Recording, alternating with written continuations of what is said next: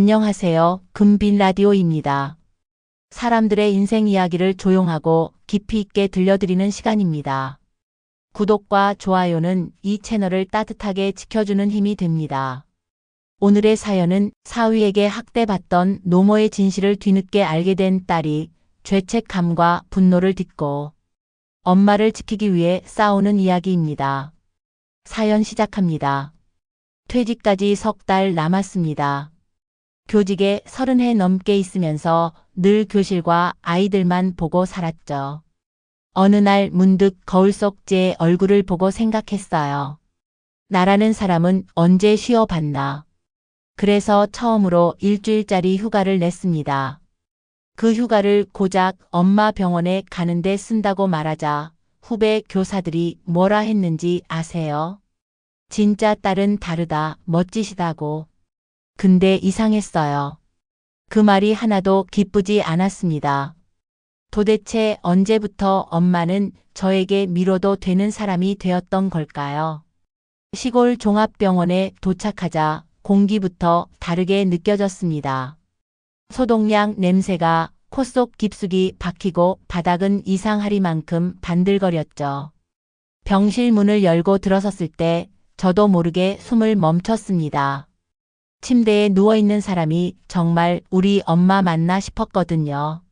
마른 얼굴, 살이 빠져 툭 튀어나온 광대뼈, 굳은 입술 사이로 간신히 내쉬는 숨결.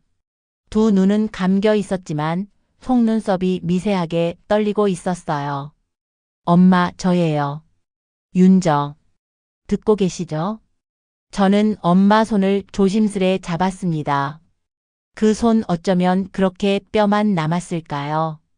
생전소 닭 다뤄가며 일하던 손이었는데 지금은 종이장 같았습니다. 입술이 아주 작게 떨렸어요. 윤정아, 물 좀. 물컵을 들어 빨대를 엄마 입술에 댔습니다.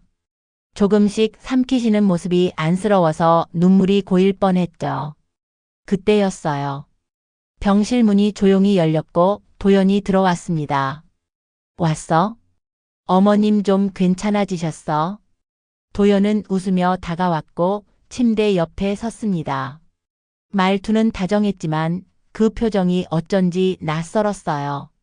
그 미소 안에 뭔가 차가운 게 느껴졌달까? 응. 방금 깨어나셨어. 조금씩 물 마시고 계셔. 제가 그렇게 말하는데도 도연은 저를 한번 흘깃 보더니 고개만 끄덕였죠. 엄마 손을 만지던 그 순간 엄마가 제 소매를 아주 살짝 붙잡으셨어요. 윤정아, 집에 가자. 저는 순간 멈칫했어요. 엄마, 퇴원 아직 안 되셨어요. 의사 선생님한테 물어보고. 도연이 중간에 끼어들었어요. 아, 아직 수액 다 못 맞으셨잖아. 며칠만 더 계시자니까. 근데 엄마 눈이 달랐습니다. 떨리면서도 단호했어요. 마치 여기 더 있고 싶지 않다는 듯한 그 표정. 집에 가고 싶다, 집에. 도연의 얼굴이 아주 잠깐 굳어졌습니다.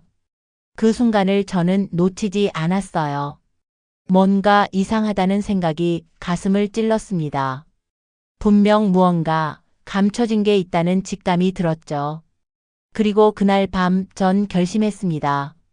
엄마를 집으로 모시겠다고요. 엄마를 병원에서 모시고 돌아오던 날 낡은 승용차 안에서 햇살이 기울고 있었습니다. 운전대를 잡은 도연이 옆에서 말했죠. 휴가까지 내고 왔다고? 대단하네, 장하셔. 그 말투가 어쩐지 얄밉게 들렸어요. 근데 웃긴 건 저도 그 말에 대답하지 않았다는 거예요. 기분이 나빴는지 마음이 불편했는지 저 자신도 잘 모르겠더라고요. 집 대문 앞에 도착했을 때 뭔가 이상하다는 느낌이 문득 들었습니다. 분명 엄마가 사시던 집인데 공기가 다르게 느껴졌어요. 문을 열자 오래 닫혀있던 공간처럼 묘하게 답답한 기운이 퍼졌고 먼지 쌓인 신발장 위엔 꽂힌 신문들이 아직 그대로였어요. 엄마 방 문을 열었을 때 저도 모르게 숨이 멎었습니다. 불 꺼진 방 안. 창문은 꼭 닫혀 있었고 커튼은 햇빛 한 줄기도 들이지 않게 틀어막혀 있었죠. 방 한켠에는 반쯤 먹다 남은 죽그릇이 시커멓게 말라붙어 있었고 이불은 젖은 자국으로 얼룩져 있었습니다. 이게 뭐야? 제가 중얼거리듯 말하자 도연이 뒤따라 들어왔어요. 그리고는 태연하게 말했죠.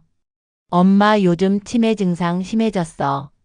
자꾸 음식도 흘리고 이상한 말하고 멋대로 움직이고.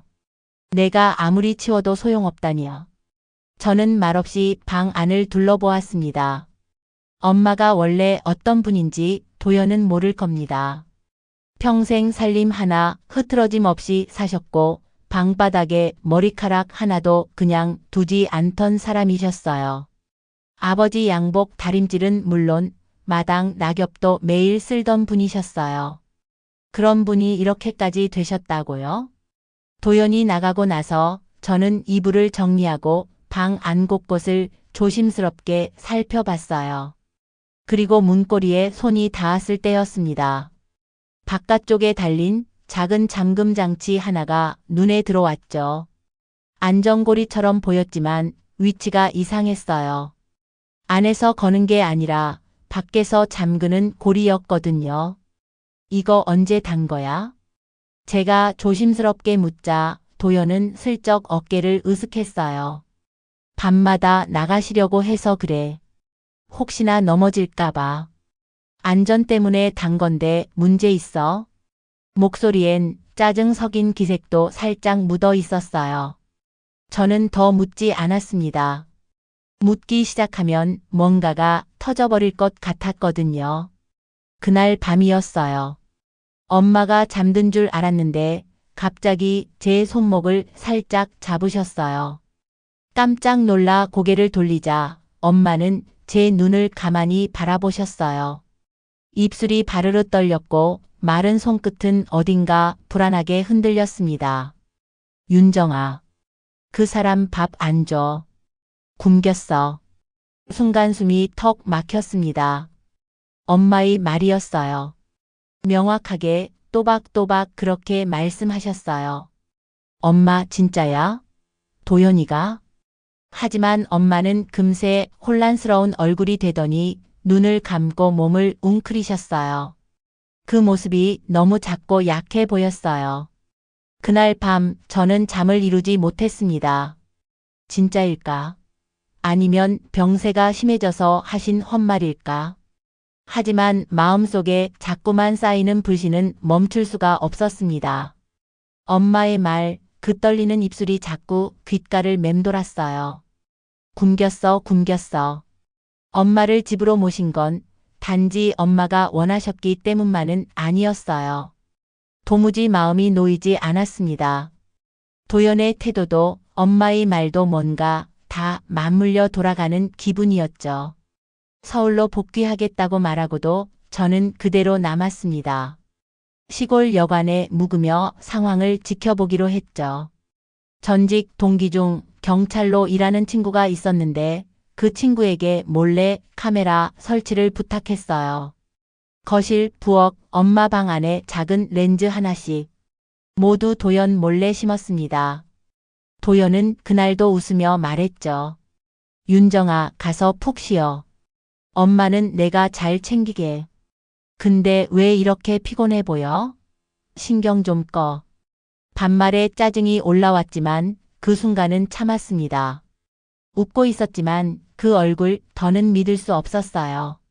그 사람의 다정함이 이제는 껍데기처럼 느껴졌습니다. 다음 날 여관 방 한 구석 스마트폰 화면을 통해 집 안 상황을 들여다보았어요. 처음엔 멀쩡해 보였습니다. 아침엔 엄마에게 죽도 데워드리고 약도 챙기고 말투도 공손했죠.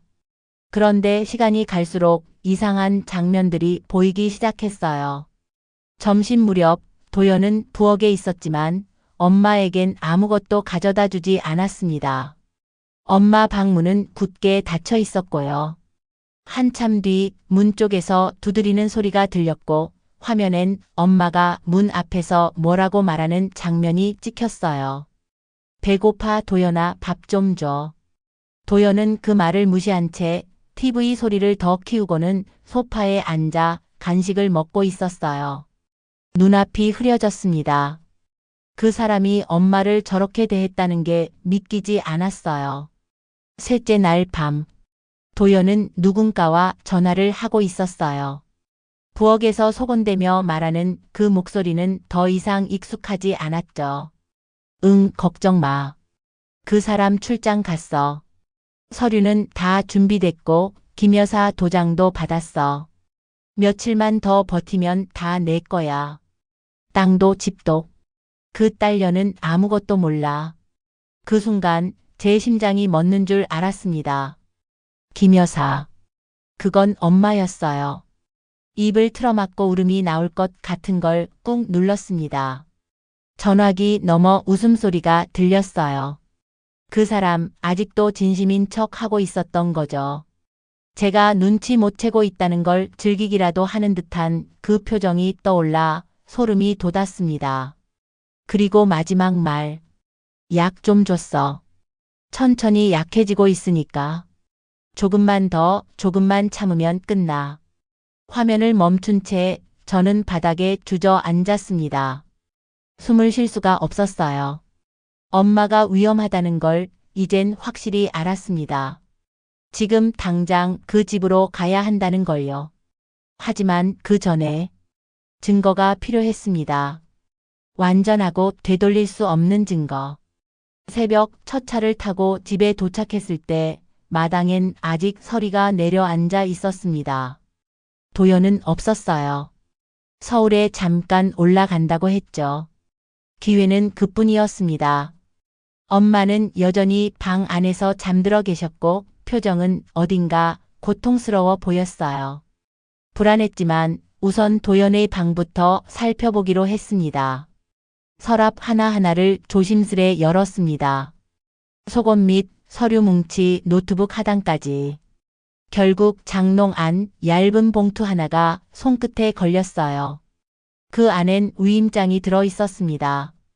엄마의 이름으로 작성된 문서. 그 모든 재산의 처분 권한을 도연에게 넘긴다는 내용이었죠. 하지만 사인이 이상했습니다. 엄마의 글씨가 아니었어요. 저는 어릴 적부터 엄마의 손글씨를 봐왔고 지금도 선명하게 기억하고 있거든요. 그 단정하고 꼭꼭 눌러 쓰던 엄마의 글씨가 이 위조된 필체에 담겨 있지 않았습니다. 그리고 또 하나. 부동산 매매 계약서. 계약자 이름은 낯설었습니다. 박진호. 어딘가 낯익은 이름이었지만 곧 기억이 떠올랐어요.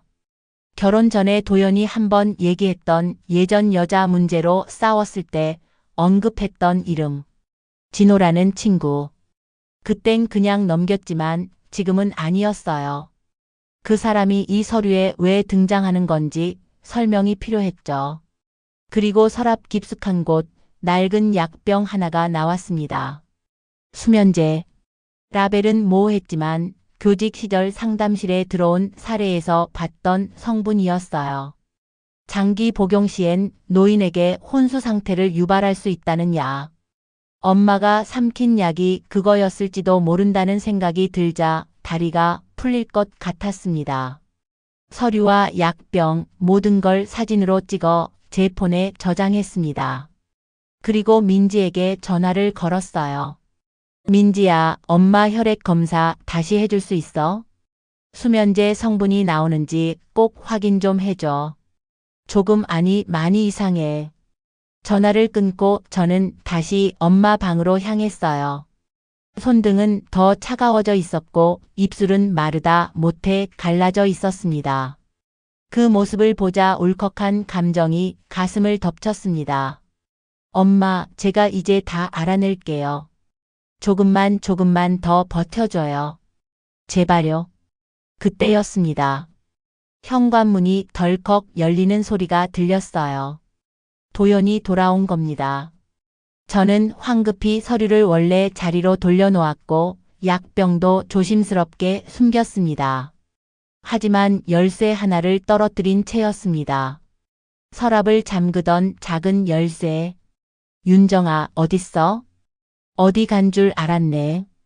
도연이 거실에서 말하는 소리가 들렸고 저는 숨을 고른 뒤 천천히 나갔습니다. 방금 왔어. 엄마 상태가 좀 안 좋아서. 도연은 제 얼굴을 살피듯 바라보더니 웃으며 다가왔어요. 어머님은 잘 주무셔? 응. 약 드시고 주무셨어. 도연은 자연스럽게 약봉지를 집어 들더니 말했어요. 그거 치매약이야. 의사 선생님이 처방해 준 거야. 엄마 밤에 잠 못 주무셔서. 저는 약봉지를 받아들고 약 하나를 꺼냈어요.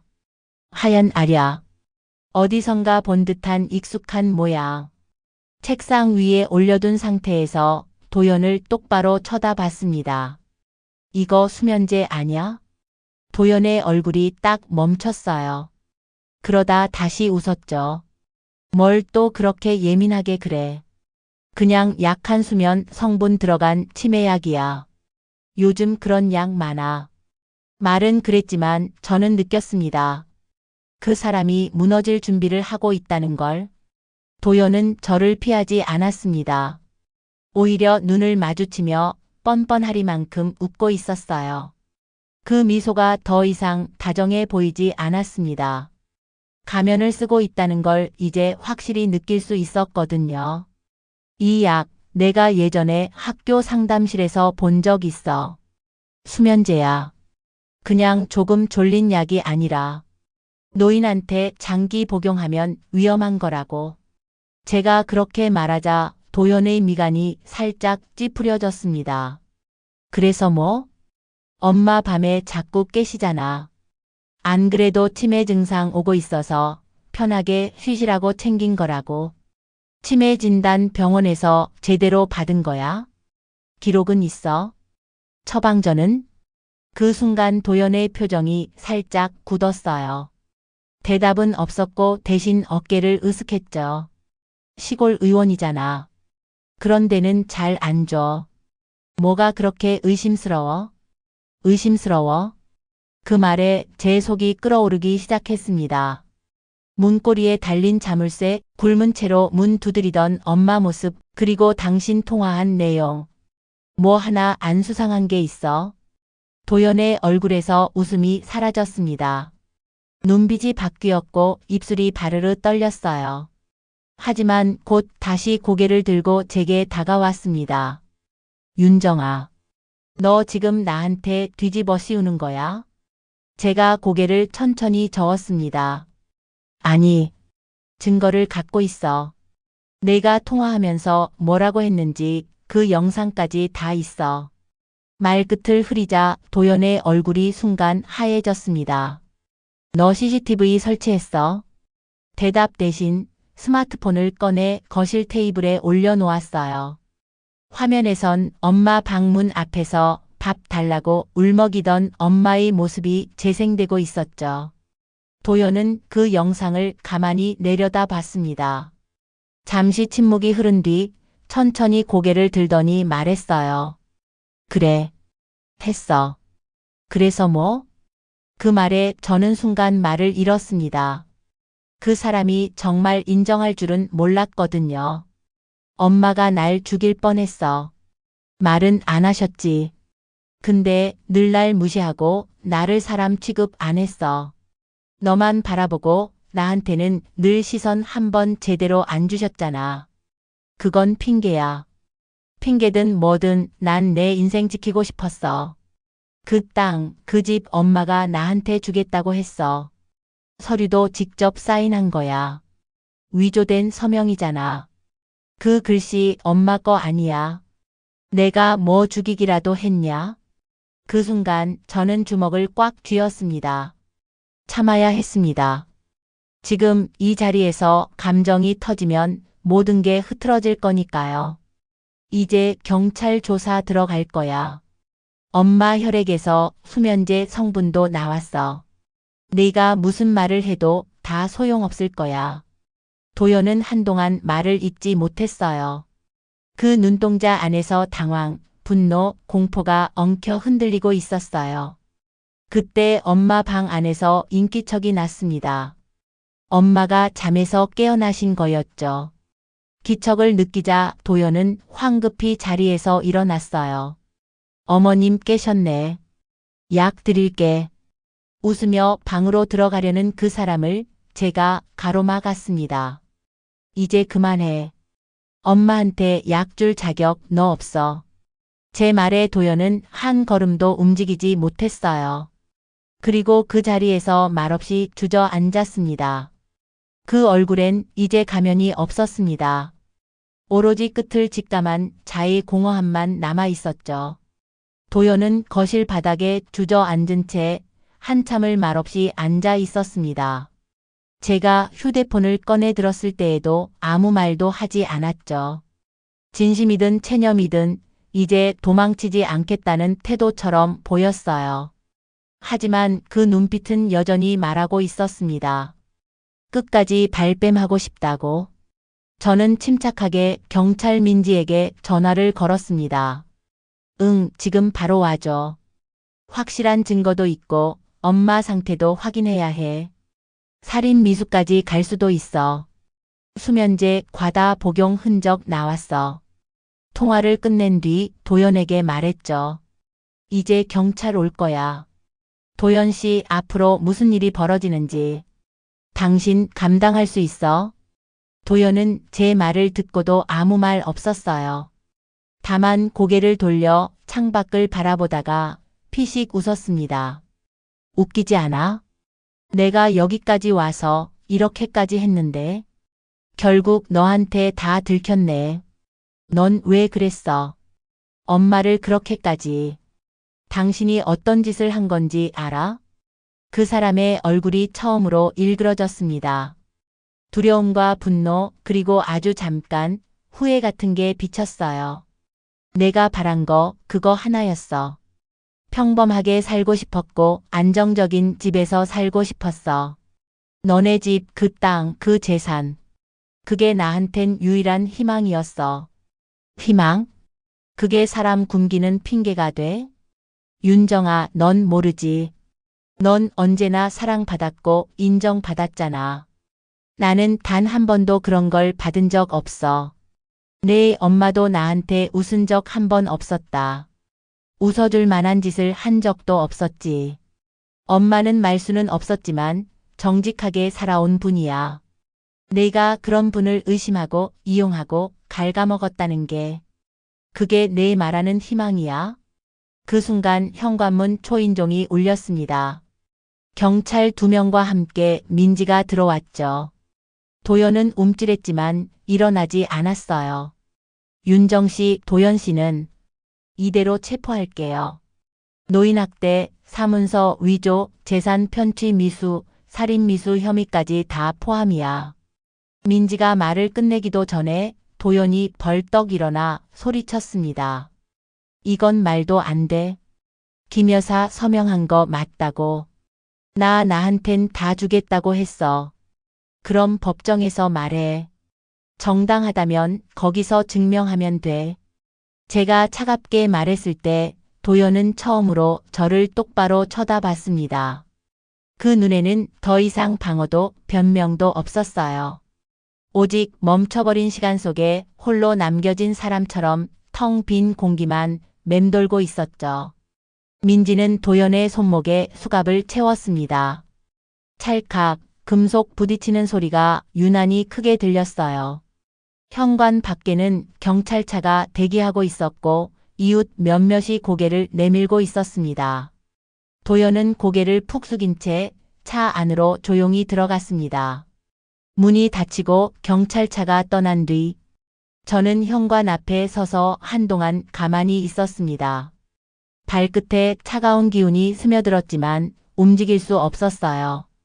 그리고 안에서 인기척이 났습니다. 엄마가 깨어나신 거였어요. 저는 얼른 방으로 달려갔습니다. 엄마는 힘겹게 눈을 뜨셨고 마른 입술이 조금씩 움직였어요. 윤정아, 도연이는 괜찮아, 엄마. 그 사람 이제 우리 곁에 없어. 아무도 엄마 못 건드려. 이제 제가 지켜드릴게요. 엄마는 미약하게 고개를 끄덕이며 눈을 감으셨습니다.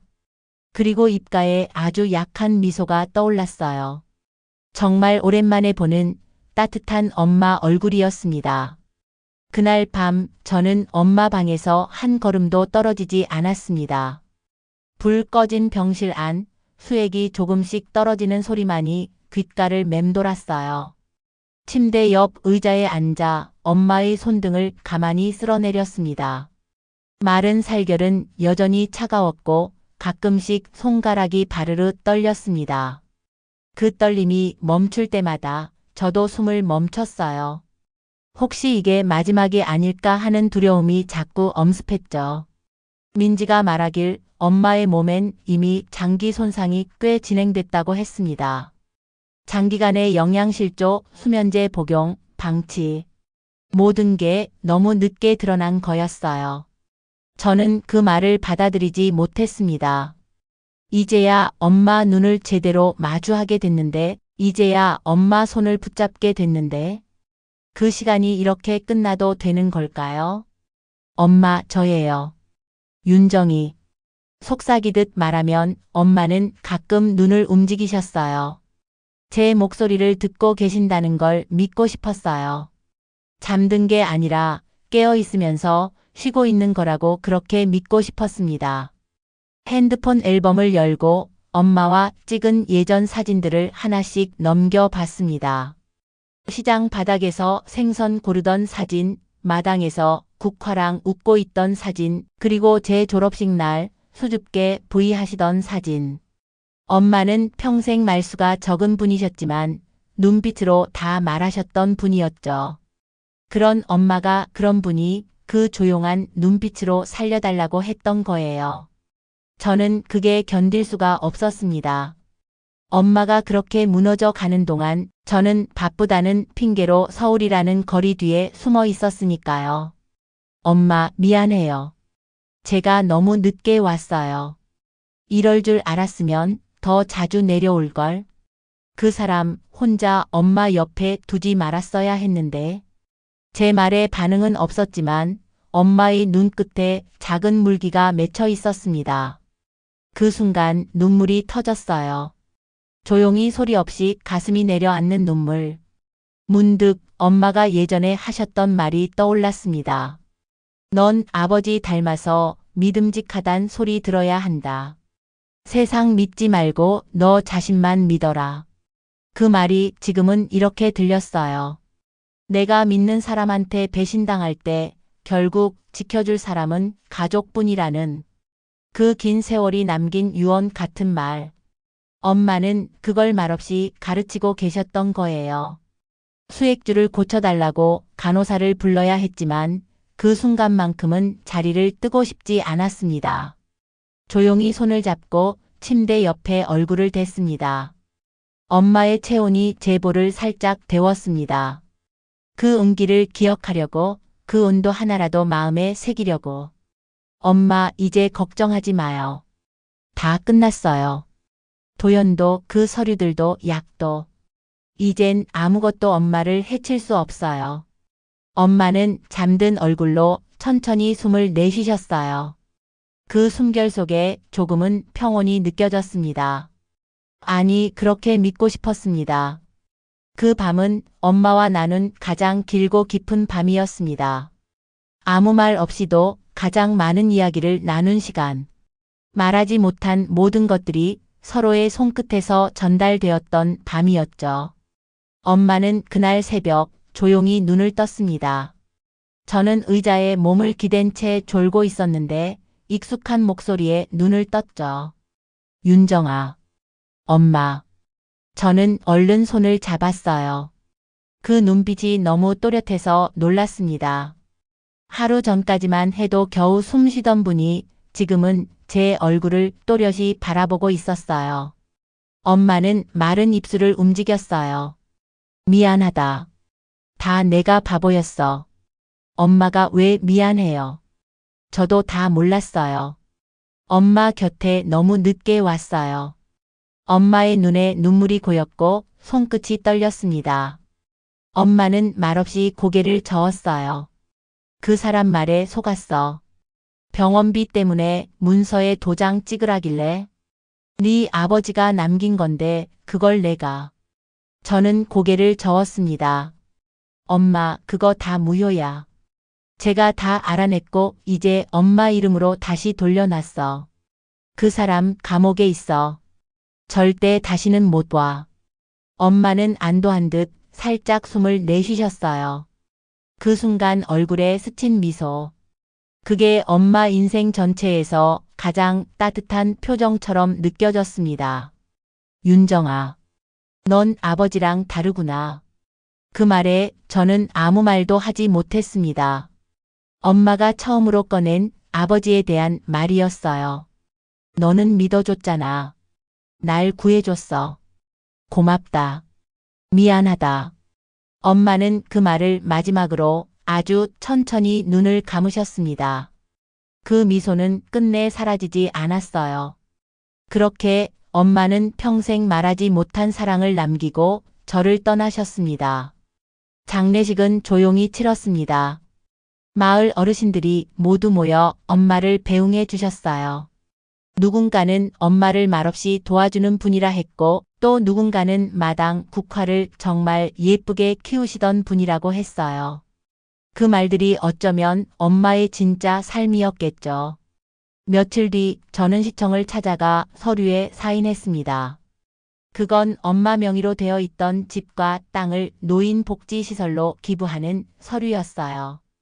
김 계장님이 놀란 얼굴로 물으셨어요. 정말 괜찮으시겠어요? 이 집 시세가 꽤 됩니다. 괜찮아요. 엄마처럼 말없이 사라지는 어르신들이 없었으면 해서요. 이 집 따뜻한 사람들로 채워지면 좋겠어요. 그 집은 김순자 요양원이라는 이름으로 새롭게 문을 열었습니다. 엄마의 이름이 세상 밖으로 처음 드러난 순간이었어요. 감춰지고 지워지기만 했던 그분의 삶이 이제는 누군가의 보호막이 된다는 게 저는 기뻤습니다. 개원식 날 첫 입소자 어르신들이 집 안을 천천히 걸어 들어왔습니다. 그중 몇몇은 자식에게 학대를 받거나 외면당했던 분들이었어요. 저는 그분들을 보며 엄마가 떠오르지 않을 수 없었습니다. 이제라도 엄마와 같은 분들을 지킬 수 있게 된 거죠. 그게 제가 할 수 있는 가장 단단한 속죄이자 사랑의 방식이었습니다. 개원식이 끝난 날 비가 내렸습니다. 저는 우산도 없이 엄마 묘소로 향했어요. 비에 흠뻑 젖은 채 오래도록 그 앞에 앉아 있었어요. 엄마. 여기 엄마 이름 건 요양원 열었어요. 좋은 분들이 많이 오셨어요. 이젠 아무도 굶지 않고 아무도 울지 않아요. 주머니에서 낡은 반지를 꺼냈습니다. 엄마가 아버지에게 청혼 받을 때 받았다는 도연히 팔아버리려다 미처 숨기지 못한 그 반지. 그걸 조용히 비석 위에 올려두었습니다. 엄마, 이젠 편히 쉬세요. 이 반지는 다시 아무도 손 못 대요. 엄마 사랑이 여기서 계속 살아있으니까요. 하늘에서 해가 살짝 비쳤습니다. 빗방울 사이로 한 줄기 햇살이 묘지 위를 비췄고 그 빛은 마치 엄마 미소처럼 따뜻했어요. 저는 천천히 일어섰습니다. 그리고 조용히 웃었습니다. 엄마, 저 다시 시작할게요. 엄마가 못다 한 사랑, 제가 세상에 나눌게요. 그날 이후로 저는 누군가의 딸이 아닌 누군가의 보호자가 되어 살아갑니다. 사랑이 더는 사라지지 않게 하려고요. 여기까지가 오늘의 사연입니다. 여러분들은 이 사연으로 어떤 감정이 드시나요? 댓글에 남겨주세요. 구독과 좋아요는 사랑입니다. 감사합니다.